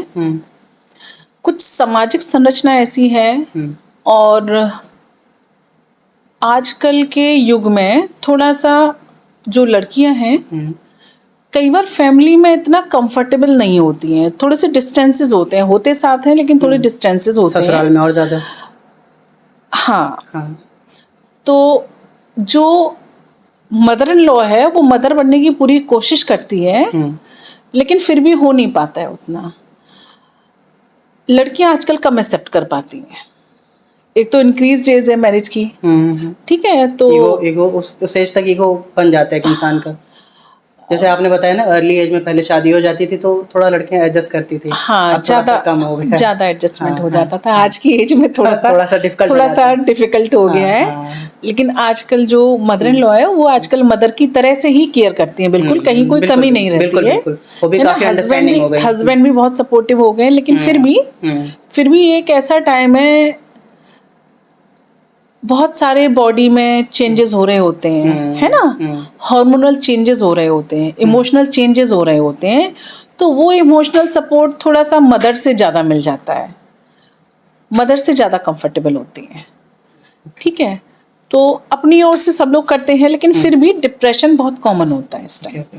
आप क्या कहना चाहोगे उन महिलाओं को इससे अपने आप को दूर रखने के लिए, डिप्रेशन को अपने आप से दूर रखने के लिए क्या कहना चाहोगे उन लेडीज़ को, या फिर आपके पास जो लोग आती हैं? ये एक मेडिकल कंडीशन ही है बेसिकली, लेकिन इसमें एक अच्छी काउंसलिंग और फैमिली का सपोर्ट वो बहुत ज़रूरी है। आधा काम हस्बैंड के प्यार से हो जाता है, पूरा ही Support से काम हो हो जाएगा। जाता है हस्बैंड के सपोर्ट से, हाँ। मदर इन लॉ के सपोर्ट से, सारे फैमिली मेम्बर से हो जाता है। और कहते हैं ना कि थोड़ा सा प्रेगनेंसी के बाद जब बच्चे का जब माँ उसका चेहरा देखती है तो जितना भी उसने दर्द सहा है ना वो पूरा खत्म हो जाता है। बिल्कुल, बिल्कुल और जो सच डिप्रेशन तो बहुत छोटी सी बात है, बच्चे का चेहरा देखने इसके मात्र से ही सब कुछ खत्म हो जाता है। हमने बात कर ली है हाउ टू गेट प्रेग्नेंट की, अब हम लोग बात करेंगे how to not get pregnant. तो सबसे पहले हम ये जानना चाहेंगे कि बर्थ कंट्रोल के क्या क्या अलग अलग मेथड्स होते हैं? There are various methods. They can be in the form of tablets okay. and in the form of intrauterine devices, मतलब beams जो कि यूट्रस के अंदर हम प्लेस करते हैं, and injections, ठीक है, and implants, ठीक है, and these are the female part. अब आप मेल पार्ट की तरफ जाएं तो also barrier methods are available. ठीक है, बहुत like condoms for male and female condoms are also there, but they are not common. they are not commonly used. अब फीमेल्स की अब हम फीमेल का अगर पार्ट देखें तो इट कैन जैसे मैंने बोला कि पिल्स है, ठीक है, टैबलेट फॉर्म में, उसमें हमारे उनको हम कॉमनली हम oral contraceptive pills we give the term name and इसमें अब दो तरीके की होती हैं, ठीक है, 2 टाइप्स। एक तो होती है सिर्फ ईस्ट्रोजन प्लस प्रोजेस्टेरोन, जिसमें both females hormones are there, and other is only progesterone hormone is there. Ma'am जो प्रेगनेंसी को रोकने के लिए जो पिल्स होता है ये कैसे काम करता है? बेसिकली मोस्टली इनमें से जो है वो जो हमारा एग जो बन रहा है उसका बनना ही, मतलब उनका बनने को प्रिवेंट करता है, दे प्रिवेंट द ओव्यूलेशन। और इसके लिए इसको लेके तो बहुत ज़्यादा लोगों के बीच में मिथ है, ये सही नहीं होता है और आगे चल के दिक्कत करेगा आपको प्रेग्नेंट होने में, pills are not safe for. नहीं, ऐसा कुछ नहीं है। ओके। इसमें ऐसा कुछ प्रॉब्लम नहीं होता कि आगे जाके आपको प्रॉब्लम होगी, बल्कि जिनको अभी तक कोई बेबी नहीं है, समझ लिए नलीपेरस लेडीज हैं, they can easily take. But क्या लॉन्ग टर्म यूज़ कर सकते हैं? अगर कोई छोटी लड़की है, अगर अपने अर्ली 20s में है और वो अपने, क्योंकि शादी तो 30s में होनी है, तो क्या इन 10 सालों में अगर रेगुलर पिल्स का यूज़ कर रहे हैं तो क्या ये कोई दिक्कत नहीं करेगा आगे चल के? साइड इफेक्ट डेफिनेटली है। Okay okay. बट अगर गुड हेल्थ है फीमेल की तो शी कैन यूज़। कुछ कंडीशंस होती हैं जहाँ पे हमको we have to take care, जैसे कि हाइपरटेंसिव पेशेंट हो गया, डायबिटिक हो गया, और फैमिली हिस्ट्री, जैसे कि मैंने बोला ओवेरियन कैंसर्स की हिस्ट्री हो गई, ठीक है, स्मोकिंग है, okay okay, other these condition. तो प्रेगनेंसी के लिए, प्रेगनेंसी को रोकने के लिए जो पिल्स होती हैं ये नॉर्मल लड़कियों को कैसे पता चलेगा कि क्या सही और गलत? क्योंकि पिल्स भी तो डिफरेंट आती होंगी ना, डिफरेंट ब्रांड्स के आते होंगे, कौन सा सही और कौन सा गलत ये कैसे पता चलेगा उनको? तो वो तो काउंसलिंग बायस डेफिनेटली, यही तो बात नहीं करना चाहते, कम टू अस ना, हाँ, that's why adolescent counselling is important. हाँ, क्योंकि ये नहीं बात ही नहीं करना चाहते, ये इन्फॉर्मेशन तो दोस्तों से पता चलती है, इंटरनेट से पता चलता है what is the best pill for not getting pregnant. तो definitely this we can tell, फिर लॉन्ग टर्म में आपको वही भुगतना पड़ेगा। आपके अकॉर्डिंग क्या आप कुछ बता सकते हो क्या होता है पिल? जैसे कि मैंने oral estrogen plus progesterone containing हो गई, दूसरी मिनी पिल्स बोलते हैं जो सिर्फ प्रोजेस्टेरोन कंटेनिंग होती हैं। उसके अलावा बाईफेजिक ट्राईफेजिक पिल्स भी अवेलेबल हैं, but we will not go in the detail, because most commonly used are these OCPs, estrogen plus progesterone containing. Birth को कंट्रोल करने के लिए जो पिल्स है कब खाना चाहिए, पहले या बाद में? These are cyclical. Okay, we start from 1st to 5th day of menstruation. ठीक है, and 21 pills are there in a packet. We take continuously 21 pills, then we stop for 7 days, then again we start the next pill. मैं थोड़ा सा ये कहना, थोड़ा सा मतलब ले मैंने मुझे समझाने की कोशिश करेंगी कि एक लड़की है जो कि डर है जिसके मन में कि मुझे प्रेग्नेंट अभी नहीं होना है, बट दे आर इंटीमेट हो रही वो, ठीक है, तो कब कैसे क्या करना चाहिए, एकदम नॉर्मल भाषा में समझाइए, कब शुरू करना चाहिए, क्या एक पिल लेने से ही काम हो जाता है? नहीं, कैसा ये मेथड है पूरा जो आपका पूरा जो स्ट्रिप है वो पूरा लेना है, बीच में गैप नहीं होना चाहिए, अगर गैप होगा तो फेलियर हो जाएगा, ठीक है। एक दिन का गैप इज ओके, बट अगर उससे ज्यादा का गैप हुआ तो डेफिनेटली फेलियर के चांसेस बहुत इंक्रीज कर जाएंगे। तो आपको पूरी स्ट्रिप लेनी है और स्टार्ट करना जरूरी है कि आपके फर्स्ट जो महीने का शुरुआत का जो माहवारी के 5 दिन है उस टाइम स्टार्ट करें, ठीक है। और पिल से अच्छा क्या होता है आपके according to not get pregnant? कोई भी मेथड ना बेस्ट नहीं है, ठीक है, डिपेंडिंग ऑन आपको क्या चाहिए। लॉन्ग टर्म चाहिए, ठीक है, तो आप कॉपर टी पे जा सकते हैं, और आपके पास पहले बेबी है और आपको अभी नहीं चाहिए 4-5 साल, तो बेस्ट है आप पिल खाने से बेटर है रोज रोज क्यों रोज रोज लेना, क्योंकि कभी भूल गए तो डेफिनेटली फेलियर हो जाएगा। तो आप कॉपर टी, इंट्राइट्राइन कॉपर टी डलवा सकते हैं। क्या होता है थोड़ा सा एक्सप्लेन करना चाहिए? हाँ, एक बेसिकली एक इंट्राइट्राइन डिवाइस है जो कि उसमें 2 तरीके के आते हैं, एक hormone containing and copper containing, ठीक है। Copper T is commonly use, जो कॉपर कंटेनिंग होती है वो एक अमाउंट डेली रिलीज करते हैं कॉपर का, बेसिकली आपकी यूट्रस में, ठीक है। They this make unfavourable environment for the pregnancy, basically in layman language for pregnancy they make unfavorable environment। सबसे बेस्ट तो मुझे लग रहा है कि कॉन्डम सास ठीक ठाक है, बट नहीं, उनका फेलियर रेट बहुत ज़्यादा है, बहुत ज़्यादा है। मैम आप कुछ ऐड करना चाहोगे डॉक्टर अंजलि? कॉन्डोम्स का फेलियर रेट काफ़ी ज़्यादा है। okay. फीमेल्स जो अभी एक बार भी माँ नहीं बनी है, हाँ, प्रिवेंटिव मेजर लेना चाह रही हैं, और अगर बाई चांस उनको कुछ हार्मोनल इश्यू भी है, कुछ डिस्टरबेंस है, उस कंडीशन में ये दोनों काम करती है। हार्मोनल डिस्टरबेंस को भी ठीक करती है और साथ के साथ प्रेगनेंसी को भी प्रिवेंट करती है, ठीक है। तो दे आर आइडियल। आज की डेट में बहुत अच्छी अच्छी पिल्स आ गई हैं, जैसे कि मैडम ने अभी एक्सप्लेन किया। अच्छा, बहुत अच्छी अच्छी पिल्स आ गई हैं जिनमें साइड इफ़ेक्ट्स बिल्कुल मिनिमल हैं, उनमें वेट गेन भी नहीं होता है, तो उसको लॉन्ग टाइम तक यूज़ कर सकते हैं।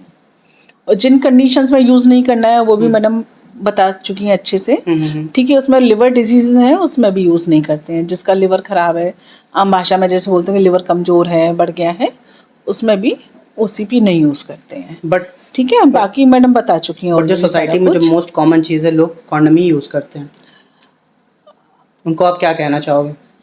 Condoms most commonly use method अब नहीं है, पिल्स काफ़ी पॉपुलर हैं। अच्छा, फीमेल्स लेती हैं। और जो एडोलेसेंट के लिए आई थिंक आप एम्फेसाइज कर रहे हो, एडोलेसेंट में इमरजेंसी कॉन्ट्रासेप्टिव बहुत कॉमन है, but this is not regular method of use for contraception, it is for emergency measures only.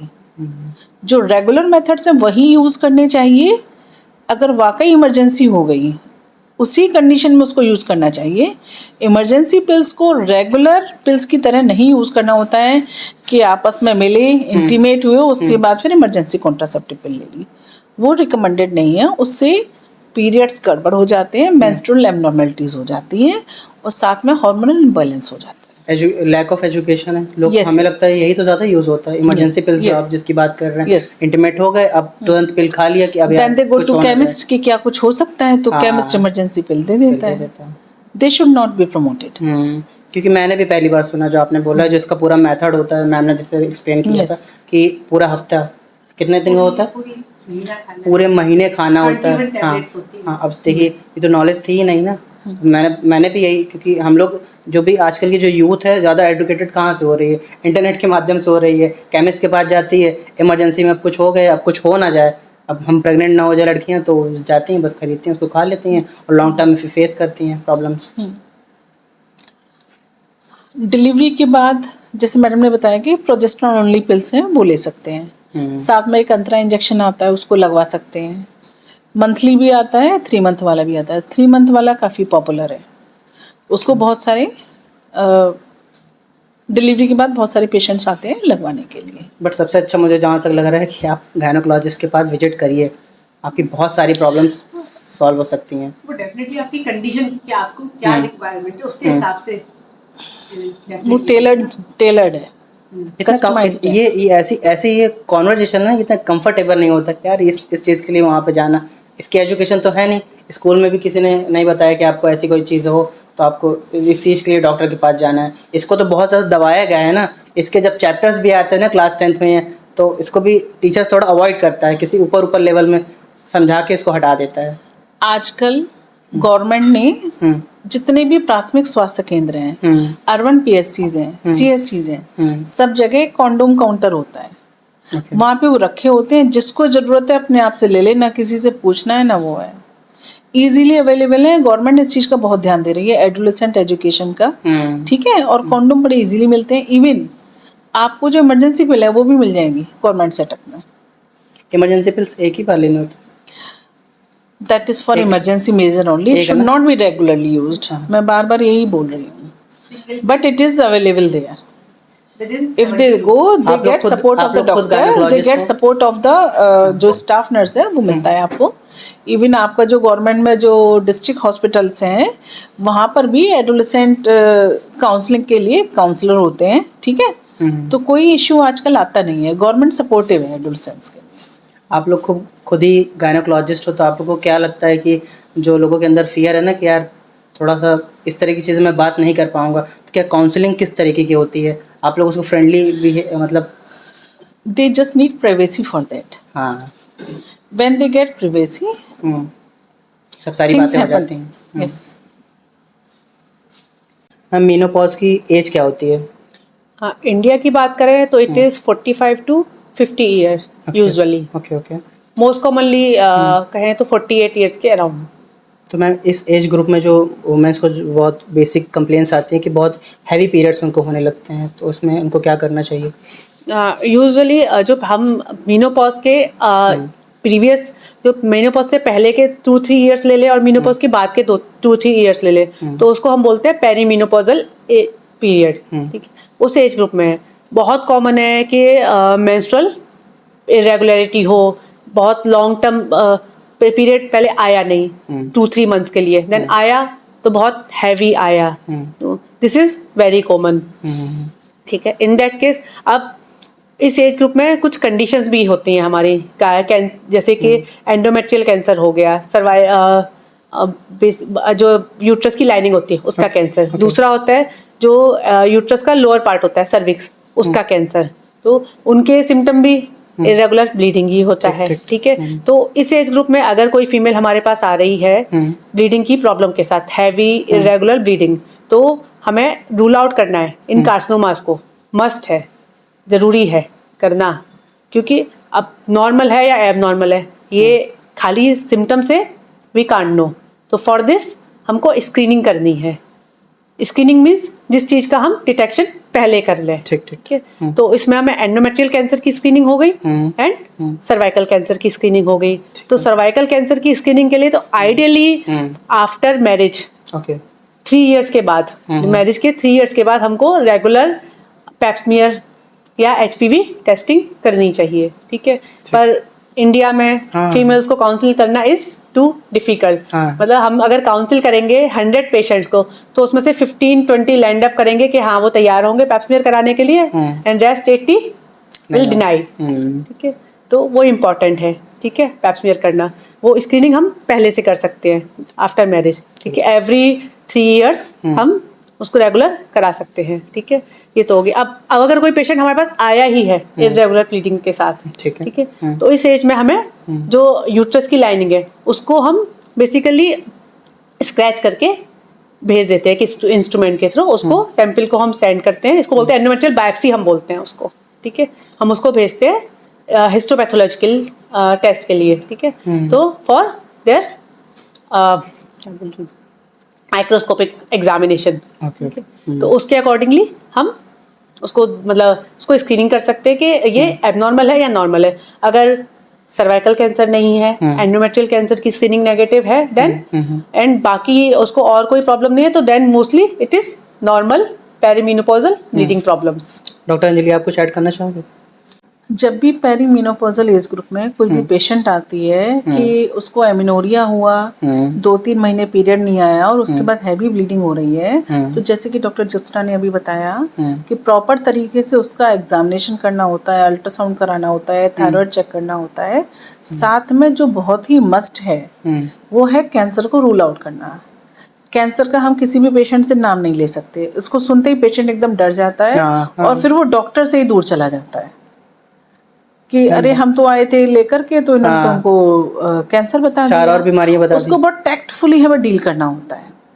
हमको यही बोलते हैं कि एक टुकड़े की जांच जाएगी, बच्चेदानी की जो लाइनिंग है वो थोड़ा सा हम निकाल देंगे खरोंच करके और उसकी फिर पैथोलॉजी में भेज देते हैं। पैथोलॉजिस्ट जो डॉक्टर होते हैं वो उस टुकड़े को माइक्रोस्कोप के नीचे स्लाइड बनाकर देखते हैं कि उसमें जो सेल्स हैं ठीक है, उसमें कोई प्रॉब्लम तो नहीं है।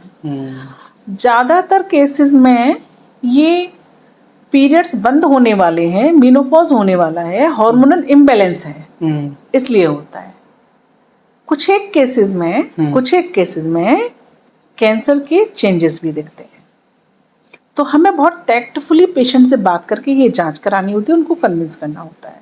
जो भी पेशेंट ये टॉक सुन रहे हैं उनको ज़रूर ये समझना चाहिए और अवेयर होना चाहिए कि चौकीदार रात में टहलता रहता है, बोलता रहता है कि जागते रहो जागते रहो जागते रहो, तो इसका मतलब ये नहीं है कि आप अवेयर रहो। हम लोग गार्ड कर रहे हैं, हम आपको बता रहे हैं ये करना है तो आपको उसको फॉलो करना चाहिए। कैंसर बहुत अनकॉमन है, बहुत अनकॉमन है, लेकिन हमें रूल आउट करना जरूरी है क्योंकि इससे जान का खतरा है।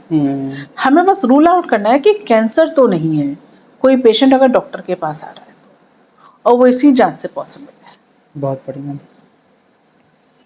तो मैम ऑलमोस्ट ख़त्म हो गया है, 2-4 रैपिड क्वेश्चन है तो मैं लास्ट में पूछूंगा। तो आपके अकॉर्डिंग और कुछ बचा है? हो गया। मेनोपॉज के चेंजेस, मेनोपॉजल चेंजेस, प्रॉब्लम्स, ये कैसे पूछूंगा?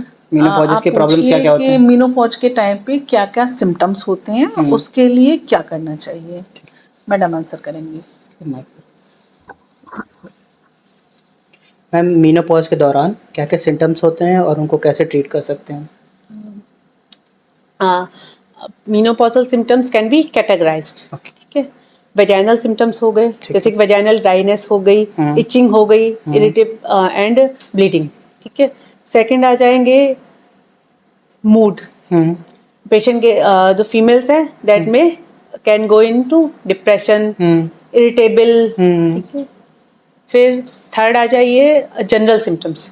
जनरल सिम्टम्स की अगर बात करें तो flushing and nerve. Take your time. Hot flashes, हाँ हॉट फ्लैशेस हो गए। हॉट फ्लैशेस मीन्स समटाइम्स आपको बहुत गर्मी लगने लगती है। ठीक है, that is called hot flashes.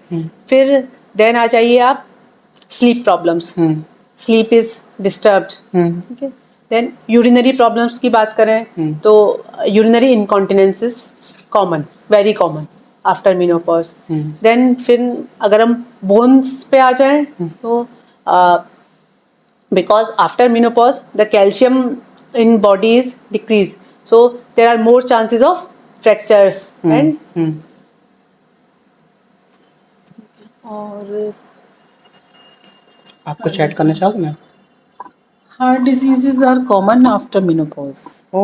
Heart diseases are also common after menopause. इस एज में तो और भी ज़्यादा। Yes. डॉक्टर अंजलि, आपको 25 ईयर्स हो गए हैं इस फील्ड में, तो आप कुछ शेयर करना चाहोगे अपने पेशेंट्स के कुछ एक्सपीरियंसेस जो आपके साथ हुआ हैं, कुछ शेयर करना चाहोगे? क्या क्या गलतियां लोग करते हैं, आपके पास नहीं आते हैं या कुछ छुपाते हैं? क्योंकि ये इतना ज़्यादा प्राइवेसी वाली चीज़ होती है, लोग कुछ छुपाते भी हैं तो आपको बाद में पता चलता है यार ये क्यों छुपा लिया, तुम्हारे लिए प्रॉब्लम बढ़ गई। आज की डेट में पेशेंट फ्रैंक हैं। इश्यू आता है कि वो बिजी हैं, उनके पास टाइम नहीं है, या कुछ पैसे की कमी है, वो एक छोटा सा अमाउंट भी नहीं खर्च करना चाहते हैं कई बार। उनको लगता है this is unnecessary, it is a small amount but they think it is unnecessary, and what treatment, so they don't seek medical advice. Okay. They think this is regular thing, it happens to everyone. India में ये भी तो Why बहुत we common है। should go to a doctor and give a small amount of fees to them when we can give similar advice from our elderlies also. But it is not expert advice. वही So ये कुछ गलतियाँ every हैं। person should seek medical advice for that. Particularly किस चीज़ के लिए आपके पास आने चाहिए लोगों को? गायनेकोलॉजिस्ट के पास हमें क्यों जाना चाहिए? पर्टिकुलरली क्या क्या चीज़ें अगर हमें फेस हो रही है हमारी बॉडी पे तो हमें कब जाना चाहिए? कोई भी फीमेल पेशेंट, कोई भी फीमेल, उसको कुछ भी लग रहा है, कुछ एबनॉर्मल हो रहा है जो पहले कभी नहीं हुआ, मुझे कुछ दिक्कत हो रही है, डेफिनेटली डॉक्टर के पास जाना ही चाहिए। वही मैं पूछ रहा हूँ, अगर आप कंफर्टेबल हो उसको शेयर करने में कि अगर कोई ऐसी चीज़ें हो रही हैं तो उन्हें कब आना चाहिए, जो हमारा वीडियो देख रही है इस समय। दो चार कुछ आपके साथ हुआ हो कि ये प्रॉब्लम लेके लोग आते हैं मेरे पास कि मैम मुझे ये प्रॉब्लम हो रही है अभी। फीमेल्स हॉर्मोन्स का चलता फिरता पुलिंदा होती हैं। जैसे जैसे लाइफ में चेंजेस आते हैं with growing age, adolescent age, then आपकी यूथ है ना, मैरिज का टाइम है, प्रेगनेंसी का टाइम है, डिलीवरी का टाइम है, डिलीवरी के बाद फिर आपका पेरीमेनोपॉजल एज ग्रुप है, there are always hormonal changes. So to tackle them is not easy. A good counseling can help them a lot. Right. So they should seek medical advice. एक doctor एक अच्छा counsellor होता है और वो आपको help करता है, आपका कॉन्फिडेंस बढ़ाता है, आपको एश्योर करता है कि there is nothing wrong, if there is anything wrong I am there. And हम ये doctor Amod urogynae hospital comprehensive सेवा प्रदान कर रहे हैं। हमें 15 साल के आसपास हो गए हैं कानपुर में प्रैक्टिस करते हुए, और यहाँ पर गायनी और यूरोलॉजी का एक अच्छा कॉम्बिनेशन है। दोनों डॉक्टर्स मौजूद हैं, जो पेशेंट की जो चीज़ें हैं, जो प्रॉब्लम्स हैं, वो एक सिंगल चीज़ नहीं है, उसमें दोनों लोगों की हेल्प चाहिए होती है। बहुत बार पेशेंट्स आते हैं, उनको यूरिनरी इन्फेक्शन होता है ना, बार बार होता है, तो मोस्ट ऑफ द टाइम तो गायनेकोलॉजिस्ट ट्रीट कर ही देती हैं, लेकिन एक जो यूरोलॉजिस्ट है उसका ओपिनियन, उसका way of seeing things, it is quite different, medication is different, है ना, तो उससे डेफिनेटली ऐड होती है, यहाँ पे पेशेंट को डेफिनेटली हेल्प मिलती है। डॉक्टर साहब से बहुत कुछ सीखा है, यूरोलॉजी काफ़ी सीखी है उनसे, साथ में रहते हुए देखते हुए काफ़ी कुछ सीखा है, तो उससे पेशेंट्स को बहुत ऐड मिलता है। मैम जैसे कोई कानपुर नहीं आ सकता है, अगर आपकी वो कंसल्टेंसी लेना चाहता है तो कोई वे है? Definitely online they can go. Yes ma'am, आप कुछ ऐड करना चाहोगे कि लोगों को गायनेकोलॉजिस्ट के पास क्यों जाना चाहिए? मैम ने इतनी सारी बातें बताई, आप कुछ ऐड करना चाहोगे? मैडम ने वैसे सब कवर कर ही लिया है। एवरी टाइम अगर आपको अपनी बॉडी में कुछ भी चेंज लगे, कुछ भी प्रॉब्लमेटिक लगे, तो you should come to us. And every time आपको प्रेगनेंसी प्लान करनी है, ठीक है, आपको कॉन्ट्रासेप्शन चाहिए, ठीक है, मेनोपॉजल प्रॉब्लम्स हैं, any other problem, you should क्योंकि इतनी प्राइवेट चीज़ होती है ना, ये लोग इसको बिल्कुल पाप के जैसे देखते हैं इसको। मतलब प्राइवेट में तो सब करते हैं, ओपनली पब्लिकली ये सब चीज़ें लोग किसी से शेयर नहीं कर पाते हैं, और ख़ास करके ये वाली बातें उस टाइम आपके पास लोगों को आना चाहिए। डेफिनेटली। तो कुछ मैम रैपिड सवाल हैं, मैम 2-3 सवाल हैं, आप थोड़ा मुझे बता दीजिए, तो फिर हम लोग पॉडकास्ट को एंड करेंगे। हाँ ठीक है।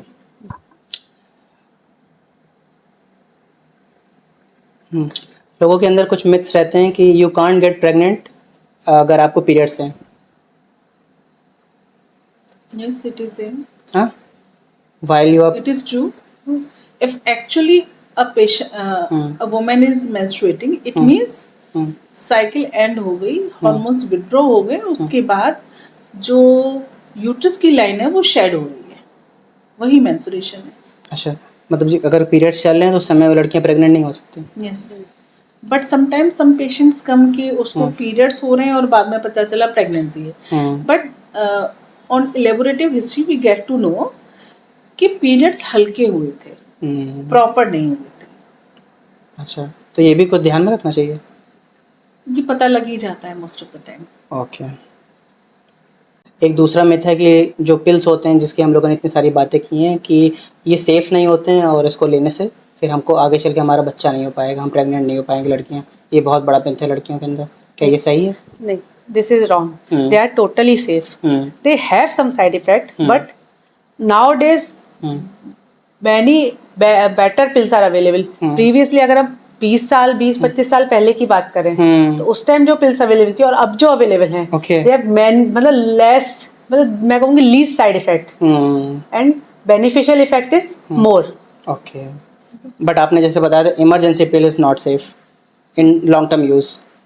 Emergency is for emergency, pill is for It emergency. should not be used regularly. हाँ। It will cause hormonal problems.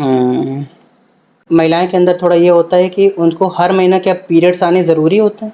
It is necessary for a good body, for a good health? इसके ऊपर आप कुछ कहना चाहिए? अगर किसी महिला को पीरियड रेगुलर आ रहा है, इसका मतलब उसका ओवरी एकदम ठीक काम कर रही है, एवरी मंथ कोई भी हार्मोनल इम्बैलेंस नहीं है, एवरीथिंग इज करेक्ट। और नहीं आ रहा तो मतलब something it means there is some problem and she should go to a gynaecologist to take some medical advice कि what should be done next. बहुत बढ़िया लगा मैम आपसे बात करके। थैंक यू, आपने इतना इन्फॉर्मेटिव इन्फॉर्मेशन हमारे साथ और हमारी ऑडियंस के साथ शेयर किया। Thank you, thank you BB podcast में आने के लिए। Thank you ma'am, thank you doctor Anjali.